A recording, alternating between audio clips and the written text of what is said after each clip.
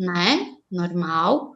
E você já está ao vivo, tá Tá, bom? ok. Então, vou começar.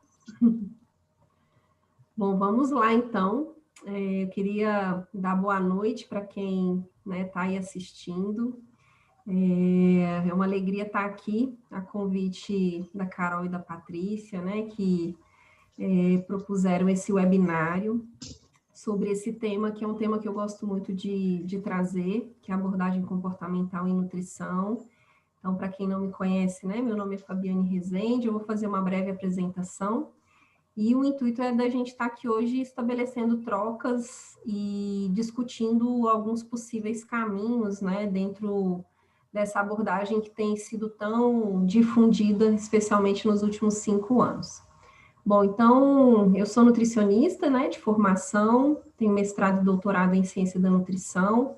Todo esse ciclo, né, de formação se deu na Universidade Federal de Viçosa, e durante esse tempo eu trabalhei muito, né, com adultos e idosos, especialmente no contexto de nutrição e saúde cardiovascular, com foco em obesidade, doenças, né, crônicas como hipertensão e diabetes. E depois do meu mestrado, eu comecei já a trabalhar um pouco na docência, e já são quase 15 anos, são um pouco mais que isso já estou perdendo as contas de atuação como professora, extensionista e pesquisadora na área. E nos últimos 5 anos venho me debruçando em estudos na área de comportamento alimentar. E essa trajetória dos últimos 5 anos tem gerado, né, uma série de atividades correlacionadas com esse tema. Eu vou citar, né, brevemente aqui 2 iniciativas nossas, para quem estiver aí ouvindo e quiser também, né, conhecer um pouco mais sobre a temática, que é o Combracas, que é o Congresso Brasileiro Online de Comportamento Alimentar, Alimentação e Saúde, que está indo para a sua 3ª edição em 2021 agora. E do Combracas a gente teve um desdobramento da 1ª edição, que foi o livro Comida, Corpo e Comportamento Humano, em parceria aí com as minhas colegas de jornada desse evento, que é a Fernanda Pena Forte e a Poliana Cardoso Martins. Então, a minha fala hoje vai ser muito no intuito da gente conversar um pouco sobre essa abordagem, que tem sido difundida, mas ao mesmo tempo é uma abordagem que, de alguma forma, como é algo novo, muitas vezes traz uma certa confusão ou muitas vezes até uma certa distorção do que seria essa abordagem. Então, vou contribuir um pouquinho com vocês nesse sentido e ao final, né, a gente vai ter aqui a oportunidade de esclarecer dúvidas e espero despertar um pouco mais, né, dessa abordagem em vocês. Então, vou compartilhar minha tela. Só um minutinho para a gente falar um pouco, né, da questão da fundamentação em relação a essa abordagem, falar um pouco sobre o que é e quais são os caminhos, né, possíveis dentro disso. Então, a gente vai bater um papo aqui sobre esses assuntos. Deixa eu só colocar no modo apresentação. Eu estou falando com vocês de Belo Horizonte, Minas, e a gente teve agora no fim da tarde, início da noite, uma chuva fortíssima. E aí toda a parte tecnológica aqui, parece que a chuva afetou um pouquinho, mas vamos lá. Creio que daqui a pouquinho vai aparecer para vocês, vou dar um tempo. E aí, antes de falar um pouco do tema, né, eu queria aproveitar e falar também, né, que nesses últimos 5 anos, todo esse meu processo, essa minha trajetória, me levou também para a formação como instrutora de Mindful Eating. Então, é um dos caminhos que eu vou trazer aqui para vocês hoje, né, dentro da minha experiência. Então, eu acredito que vocês estão vendo a tela aí, né, vou começar, né, a trazer para vocês. Aí eu me apresentei brevemente e... Calma que vamos, né? E aí eu vou falar um pouquinho dessas produções, né, que eu comentei com vocês, que é o livro Comida, Corpo e Comportamento Humano, mas a área de envelhecimento humano é uma área também que me chama muita atenção, muito interesse, e eu me debrucei também, né, nos últimos anos para esse tipo de de área. Então, dele nasceu o CONBRASE, que é o Congresso Brasileiro Online de Saúde e Envelhecimento Humano, e a Carol, né, esteve conosco aí em parceria no CONUCA, que é um congresso na área de nutrição da criança e do adolescente. Então, a gente vai ter reapresentação em janeiro. Já adianto que ele tem bem essa pegada do comportamento alimentar, para vocês que querem aprofundar. E o Nucib Web, que é um evento voltado para cirurgia bariátrica, mas tem também lá grandes pessoas que estão contribuindo com essa visão comportamental nesse contexto. Então, aqui brevemente, antes de fechar minha apresentação, muitas pessoas às vezes querem conhecer como que esse caminho da abordagem comportamental foi entrando na minha vida. E aí eu, na verdade, percorri vários lugares, então coloquei aqui para vocês, lugares onde eu encontrei grandes mestres, professores que foram fundamentais nessa minha trajetória de formação. Então, o Mente Aberta, que pertence à Unifesp, o IASSE, que tem sede aqui em Belo Horizonte, o Centro de Promoção de Mindfulness, também com sede em São Paulo, o Instituto Mindfulness e Companhia, que tem sede aqui em BH, e o Nutrição e Consciência, do professor Marcelo, que foi onde eu fiz o meu primeiro curso. E ali as instituições federais, de ensino, nas quais eu me dediquei boa parte do meu tempo aí como professora extensionista e pesquisadora. Então, vamos lá, o que a gente vai conversar aqui, do que a gente vai falar? Eu tenho trazido muito à tona essa discussão do termo, quando a gente fala abordagem comportamental.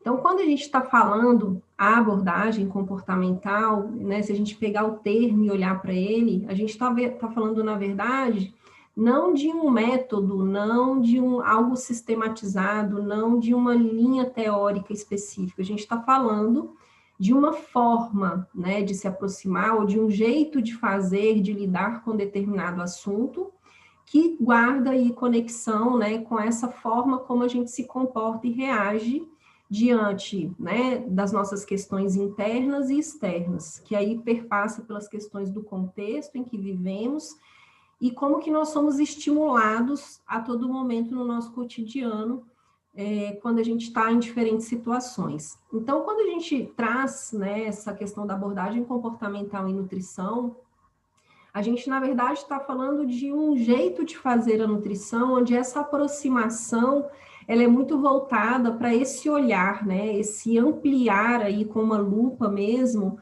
como a pessoa lida com a comida, como ela lida com o corpo, como ela lida com as situações que interferem nas escolhas alimentares dela, como que ela lida com a sua saúde, com seu autocuidado.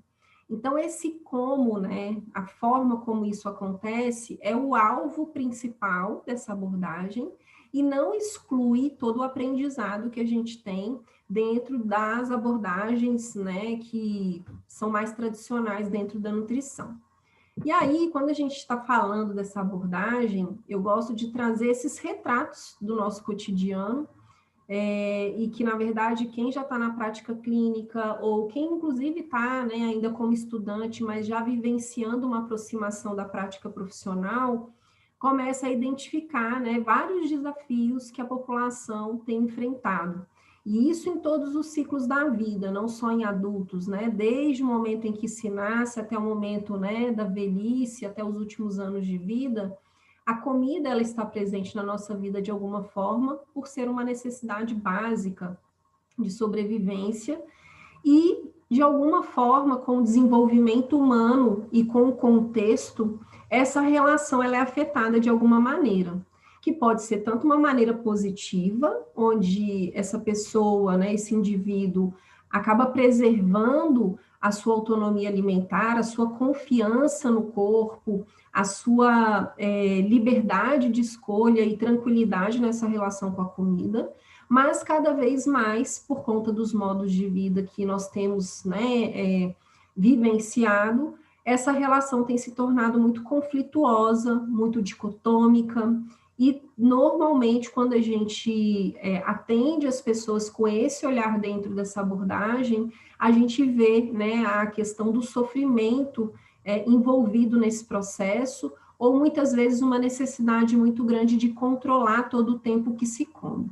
Então, vai desde um extremo, que são as pessoas que estão focadas extremamente na forma corporal, na estética, no emagrecimento, perpassa por pessoas que, de fato, têm transtornos, né, alimentares, que envolvem aí uma condição psiquiátrica nessa relação com a comida, e também perpassa esse contexto familiar e de trabalho em que a comida está presente e que, de alguma forma, esses cenários em que vivemos faz com que a gente se distancie dessa relação com a comida em função do modo multitarefa, de ter que dar conta de muitas coisas.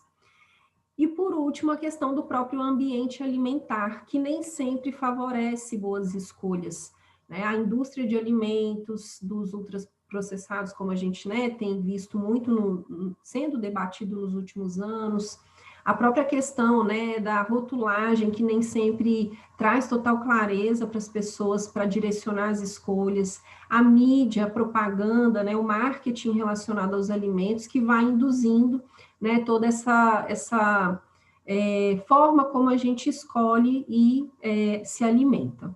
Então, dentro desse contexto, a gente aqui olhando para esses retratos, a gente está olhando para como as pessoas se portam diante da comida e o que leva elas a ter esse tipo de comportamento. E aí a gente tem, junto disso, no contexto da nutrição, muito essa questão da ilusão das dietas, né? Então, existem os modismos alimentares, as dietas aí malucas que não são prescritas por profissionais, mas a gente tem também profissionais que acabam indo por um caminho de muito extremismo nessa relação com a comida, priorizando muitas vezes estratégias ou intervenções que visam privação, né, que visam restrição, eliminação de algum grupo alimentar ou uma redução muito drástica. E o que a ciência tem mostrado para a gente é que, na verdade, essas, né, estratégias, elas podem até se comprovar num curto período para o efeito, por exemplo, do emagrecimento, que é algo que, em geral, é o alvo principal, mas no médio e longo prazo, as dietas têm trazido esses efeitos negativos. E aí muita gente fica, então se eu não vou, né, prescrever uma dieta, se eu não trabalho com restrição especificamente, de que forma a gente trabalha?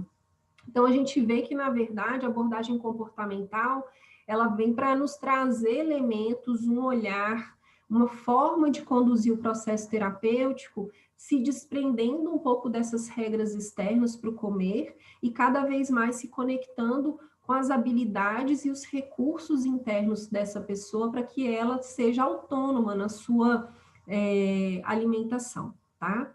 E aí, eu trouxe de maneira muito breve, né? Não vou aprofundar tanto aqui todas as questões, digamos aí, neuroendócrino-biológicas, né, e psicológicas envolvidas nesse ciclo, mas o ciclo vicioso de dietas é algo muito presente e corriqueiro quando a gente vai para a prática clínica.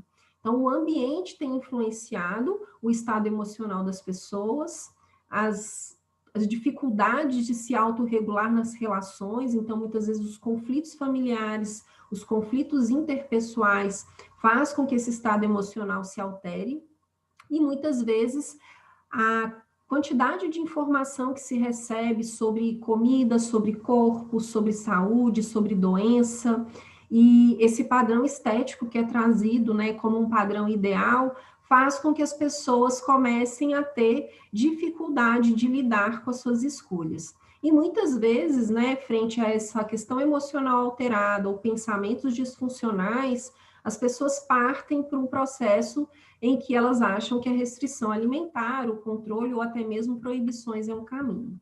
E é um caminho que ele vai durar um certo tempo, isso varia de pessoa para pessoa, mas que, em geral, ele vai ser um reforço para a privação física e emocional, que vai durar um certo tempo por questões, né, e aí pensando na questão neuroendócrino-biológica mesmo, a gente sabe que não é algo que se sustenta por tanto tempo, tanto que as pessoas ficam repetindo, né, a retomada para esse processo de restrição, porque elas descontrolam em algum momento, e esse descontrole vem acompanhado dessa ingestão mais excessiva de alimentos, em geral, né, aumenta o craving, que é a fissura que a gente fala por alimentos de alta densidade energética, principalmente fontes de carboidrato e gorduras.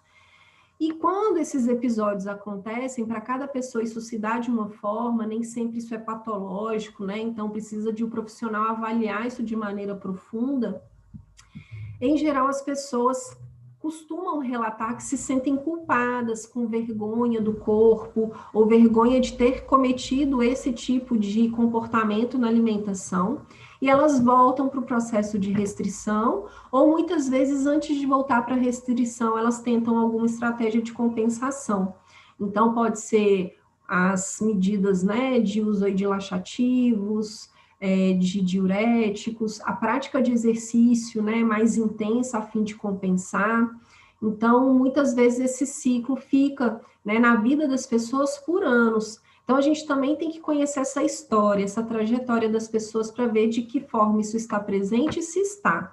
E se verificarmos que isso acontece, vejam que quando a gente olha para o ciclo, a gente tem que focar as nossas condutas, né, a nossa abordagem no comportamento, né? Mas esse comportamento que daqui a pouco eu vou falar, ele está totalmente conectado com pensamentos, que são as crenças, né, o que se pensa, o que se aprende sobre comida, e está muito conectado também com as questões emocionais. Então, a gente precisa, né, como nutricionista, se apropriar desse olhar, né, para essa complexidade e essa interação que acontece, e ao mesmo tempo também avaliar até que ponto essa relação com a comida, tão conflituosa que pode estar presente, não necessita também de uma equipe multiprofissional trabalhando em conjunto, especialmente quando a gente tem aí questões emocionais que precisam ser manejadas, ou até mesmo, né, transtornos já instalados, né, como bulimia, compulsão alimentar, e outros transtornos que têm surgido, às vezes a gente não consegue nem especificar muito bem, mas existem comportamentos disfuncionais que estão se repetindo por um período, né, considerável. E aí, para a gente começar, né, a introduzir as abordagens, eu só quero fechar essa questão, né, sobre essas estratégias focadas em restrição, o quanto que a ciência cada vez mais tem comprovado e tem trazido atenção para isso, a ponto da gente ter esse guideline, né, que foi publicado pela Academia Americana de Pediatria, que fala sobre prevenção de obesidade e de transtornos alimentares em adolescentes e aponta a dieta, né, como um fator de risco para esses desvios nutricionais e para, né, esses transtornos. Então, cada vez mais a gente vem aí reforçando que aquela ideia de prescrição, de lógica de restrição calórica, ela não deve ser o foco do processo. E cada vez mais a gente tem que desenvolver o que a gente vê no nosso guia alimentar e no marco de educação alimentar e nutricional, que é a autonomia. E aí é um caminho que se constrói a partir de ações, né, que esse indivíduo vai dirigir para essa relação com a comida de maneira diferente. Então, o papel com uma regra, ele não é suficiente para modular essas ações, e a gente vai falar um pouquinho sobre isso. Esse trabalho, ele é muito legal, porque ele traz justamente essa lógica, né, da homeostase do peso, e eu estou trazendo um foco maior aqui para essas questões do peso em si, porque a gente vive, né, um contexto epidemiológico de elevada prevalência de obesidade crescente, né, principalmente em crianças e adolescentes que vão chegar na vida adulta já com essa questão, né, cada vez mais. E quando a gente olha, né, a questão do ganho de peso e o reganho, né, então esse perde e ganha ao longo da vida, esse né, artigo ele fala muito de como que isso é regulado pelas questões neuroendócrinas, mas também o quanto que o ambiente e o comportamento modula essa relação. E aí a gente tem cada vez mais esse peso da neurociência, né, esse entendimento do comportamento humano sendo trazido, né, para que a gente aprofunde mesmo o nosso conhecimento e busque novas formas de integrar isso na prática clínica, para que a gente defina condutas que sustentem os resultados de maneira mais longa na vida das pessoas. Então, quando a gente está falando dessa abordagem, essa figura que ele é muito importante para a gente compreender que a abordagem, a forma, né, como eu vou conduzir o itinerário terapêutico, levando em consideração as ações, a forma como a pessoa se comporta nos contextos e diante dos estímulos. Mas vejam nessa figura, se a gente pegar essa bola em azul, que vocês estão vendo, que no centro dela lá, né, tem as atitudes, a gente, na verdade, vai trabalhar nessa abordagem buscando desenvolver habilidades, né, para que esse indivíduo desenvolva habilidades e cultive atitudes alimentares que levem para essa promoção da saúde, para um tratamento de uma doença, que seja para um processo de perda de peso. E essas atitudes, elas vão sofrer interferências de questões internas, então aspectos de personalidade, aspectos emocionais, as questões, né, de como esse indivíduo, né, geneticamente também traz, né, uma história, a trajetória de vida dele, tudo isso interfere nas atitudes. Mas também os fatores ambientais. Então, eu preciso conhecer um pouquinho sobre a vida dessa pessoa, onde ela está inserida, com quem que ela vive, os modos com os quais ela vive, e o que está à disposição dela para favorecer ou não a mudança. E as atitudes, elas envolvem esse tripé, que é o comportamento, os sentimentos e as cognições. E existe uma via de mão dupla, né, de modulação entre esses três aspectos.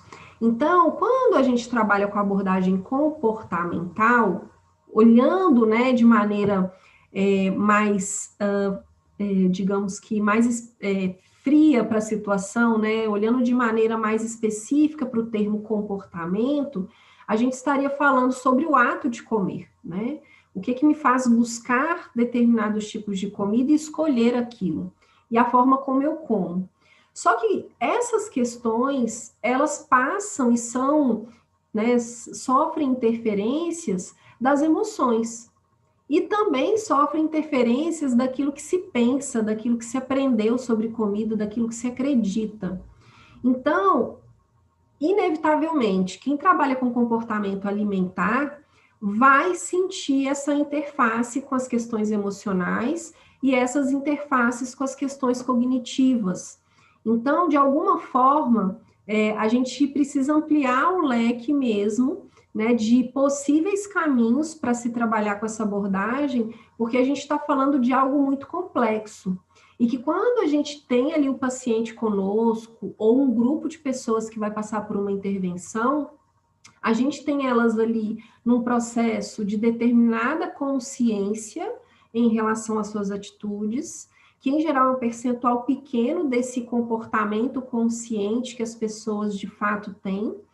E por trás de todo esse comportamento, dessas ações que a gente identifica, dessa forma de lidar com a comida, tem questões mais profundas, né, que normalmente são guiadas pelo inconsciente.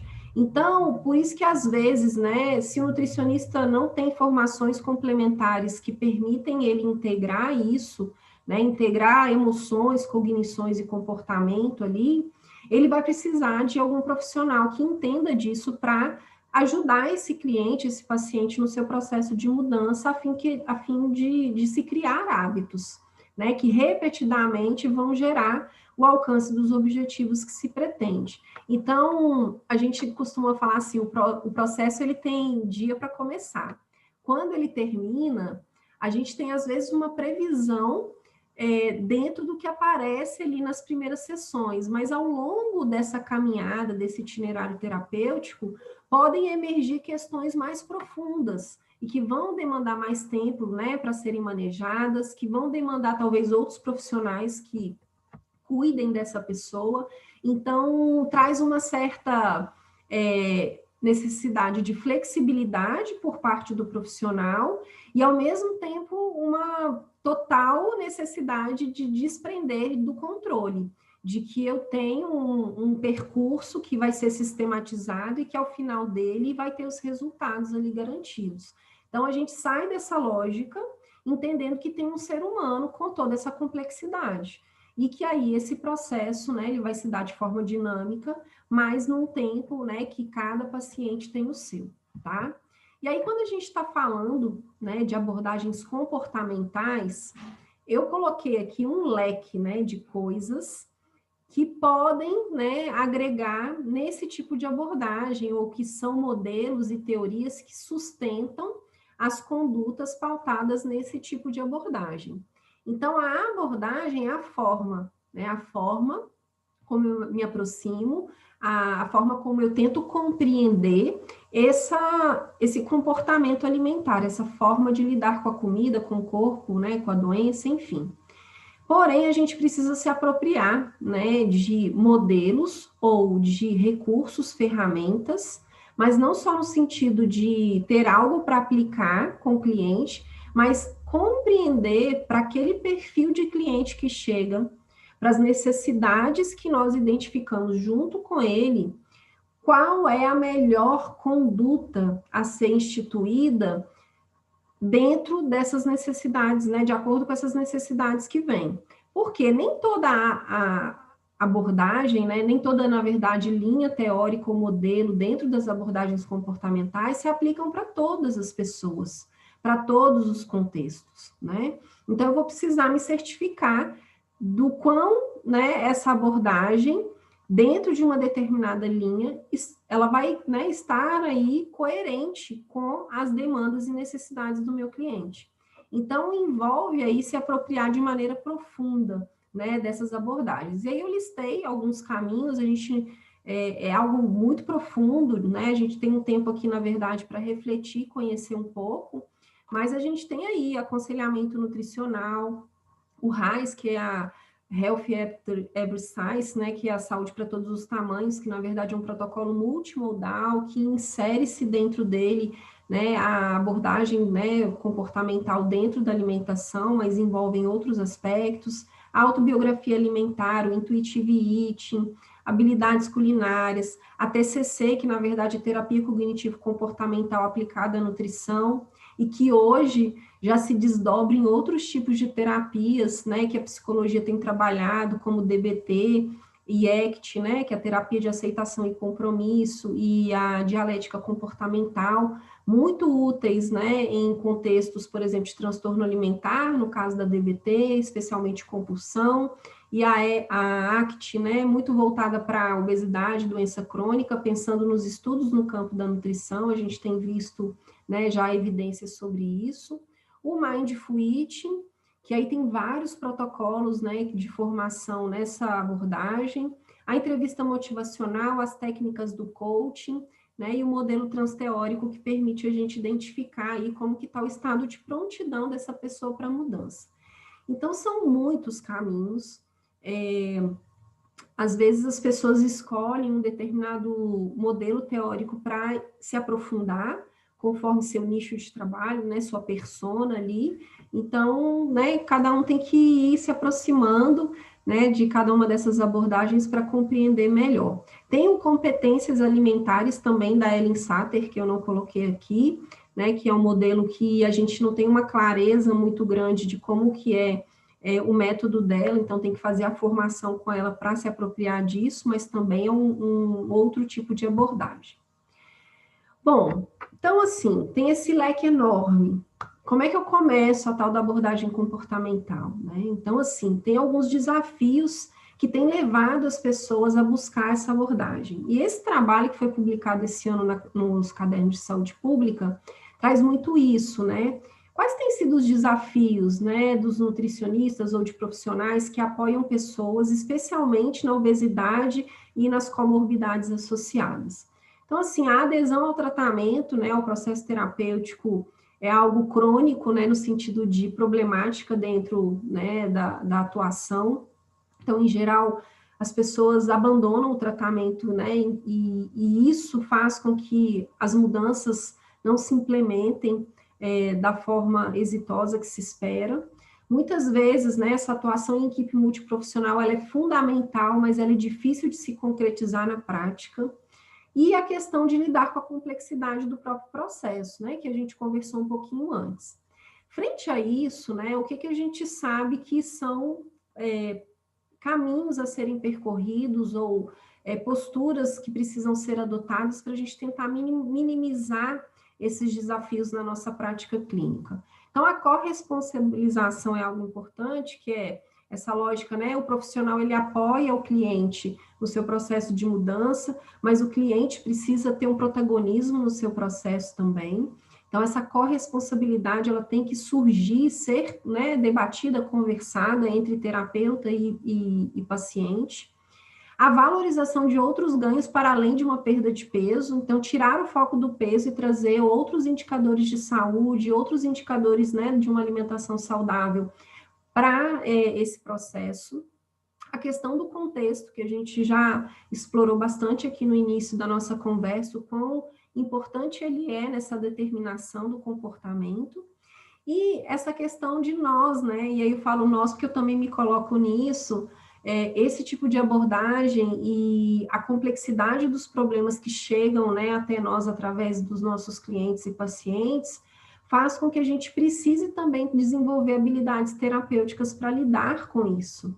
Porque muitas vezes a gente projeta, idealiza, muitas vezes a gente se frustra, ou muitas vezes a gente se conecta muito fortemente com o sofrimento, né, das pessoas. Então, para cada pessoa ali, questões emocionais vão emergir e saber, né, saber não, na verdade, desenvolver habilidades de como lidar com isso é fundamental, não só para tornar o processo mais exitoso, mas também para que a gente previna adoecimento, principalmente, né, o esgotamento mesmo empático, a síndrome, né, de burnout, por conta, né, dessa carga que a gente vai absorvendo ao longo do processo terapêutico.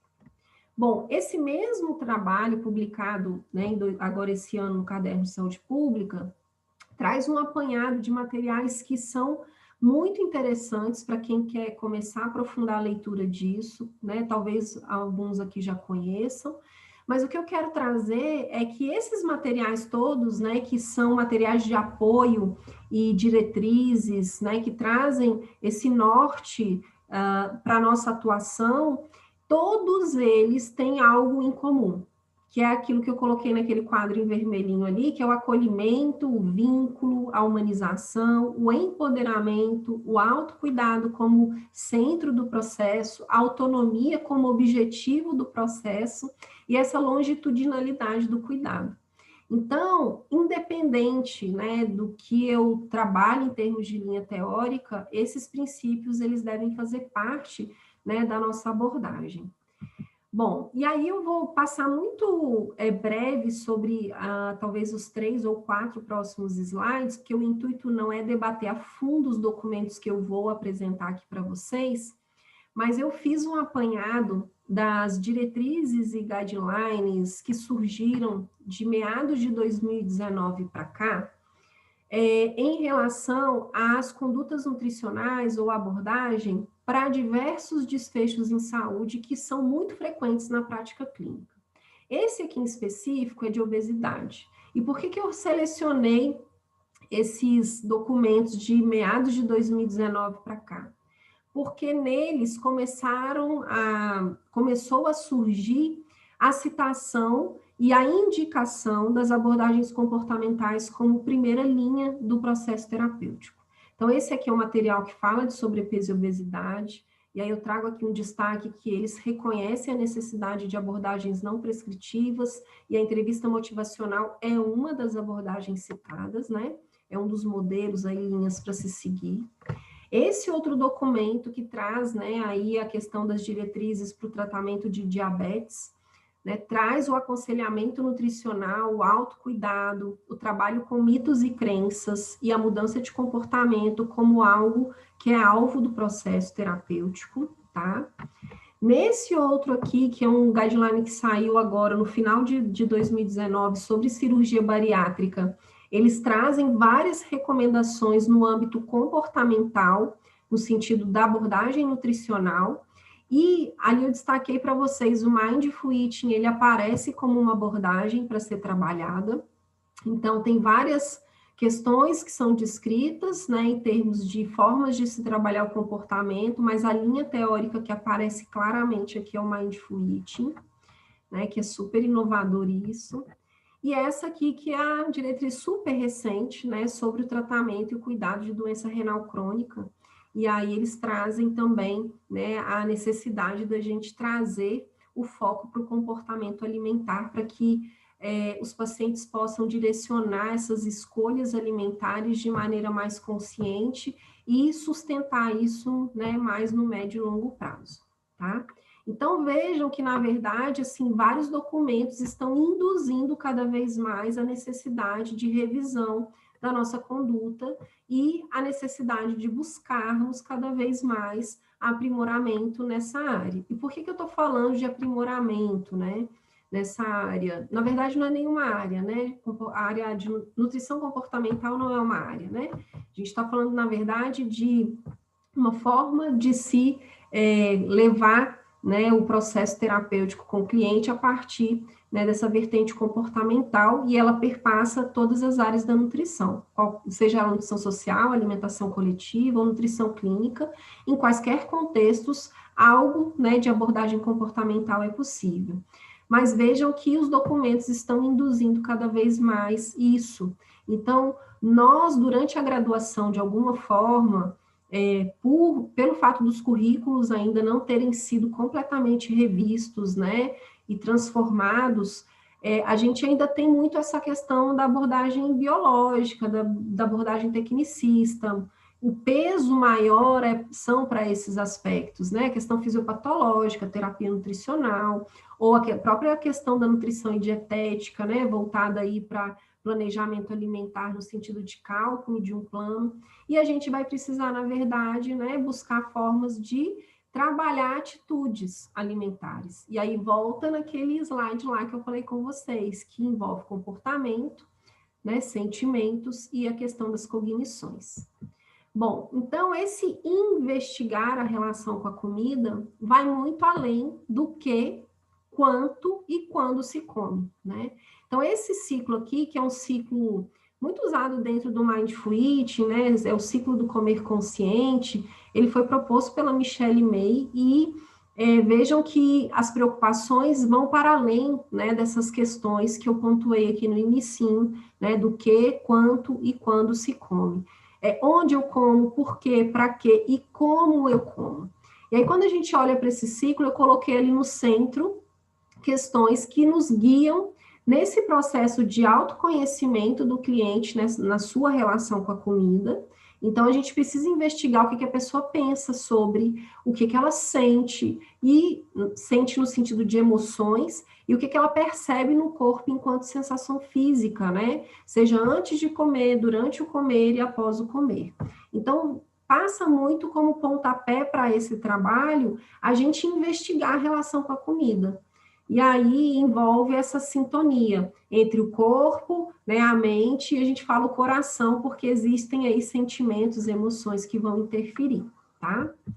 Então, caminhando um pouquinho mais para o final da minha fala aqui com vocês, nesse webinário, a gente, na verdade, olhando para os documentos, né, que norteiam todo o processo de atuação do nutricionista, a gente tem aí o Guia Alimentar, né, que é reconhecido internacionalmente e que não traz em nenhum momento dentro dele uma perspectiva ou uma ideia de que a gente deva trabalhar com prescrição, com restrição.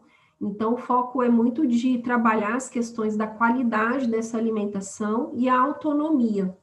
E aí eu vou chamar a atenção para vocês, eu não sei se vocês já leram, né, as primeiras páginas do Guia Alimentar, é bem legal porque ela conta como ele foi construído. E 2 documentos que são a base, né, do guia, junto com outros, lógico, mas eu trouxe esses 2 porque eles estão mais direcionados para essas nossas condutas, é o Marco de Educação Alimentar e Nutricional, que se a gente pegar o que é educação alimentar e nutricional, a gente vai ver que tem tudo a ver com comportamento alimentar, e a Política Nacional de Educação Popular em Saúde, que traz muito essa questão do desenvolvimento de autonomia do sujeito e o quanto que as pessoas precisam desenvolver esse lado reflexivo e crítico das suas relações de cuidado consigo mesmo, e aí vai para esse olhar, né, para a alimentação. Então, essa autonomia, ela envolve esses 3 princípios, digamos assim, né, esses 3 pilares para que ela desenvolva. essa subjetividade que o indivíduo traz e que a gente tem que respeitar. Então, a alimentação, ela envolve, né, toda uma trajetória de vida, afetos, cultura, possíveis traumas, preferências, aversões. Isso é muito subjetivo, então a gente precisa respeitar minimamente e conhecer e de maneira muito amorosa e gentil se aproximar disso. A abordagem, ela deve visar essa liberdade na relação com a comida, né? Então, é uma liberdade que para alguns pacientes pode soar com uma certa insegurança, porque como assim, né? Eu estou livre para comer e eu que tenho que, né, aos poucos me aproximar dessa relação com a comida e sozinho, de alguma forma, escolher o que eu vou comer. Então, tem o apoio do profissional que facilita esse processo, mas o meu cliente ou paciente, ele precisa entender que ele é livre para fazer as suas escolhas e ele precisa se apropriar disso de maneira responsável, pensando no autocuidado, né, como algo que é importante, não só para melhorar a relação com a comida, quanto para a sua saúde. E, por fim, o protagonismo. Então, nessa abordagem, o paciente, ele deveria, né, ou precisaria se engajar bastante nesse processo. E aí a gente tem que conhecer o quão pronto ele está para isso, a gente precisa entender quais são as barreiras que ele vai encontrar no seu cotidiano para implementar esse processo de mudança.